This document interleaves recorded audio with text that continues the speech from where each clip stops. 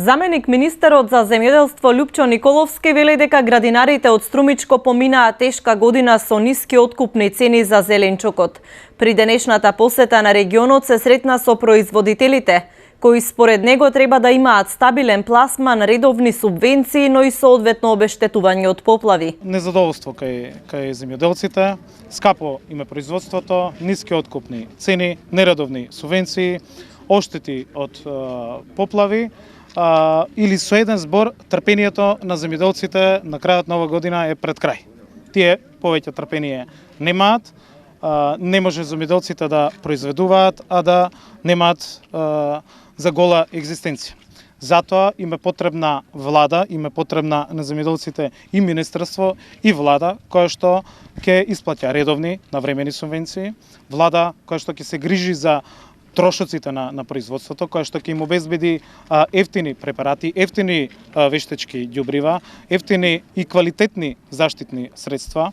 Им потребна влада која што ќе се грижи за откупните цени, ќе се грижи и ќе отвара пласмани и ќе склучува нови договори се со цел откуп на земјоделското производство, на земјоделските производи.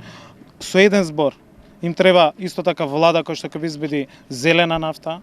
Жителите од Просениково се незадоволни од обештетувањето што го добија за поплавите.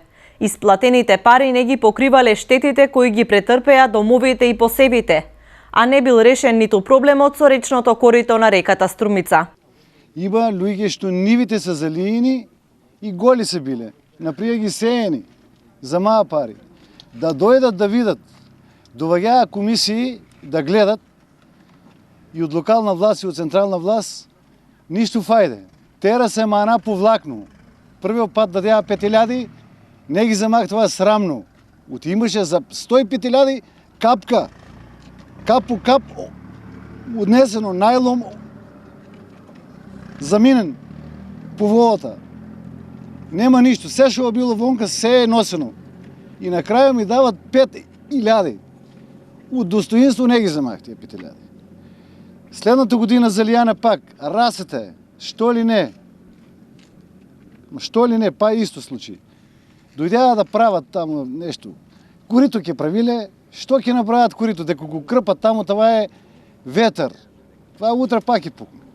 Николовски разговараше со струмичани за актуелните проблеми во земјоделството, но и ги информираше за аграрните политики на СДСМ, со кои ќе се представат на следните парламентарни избори.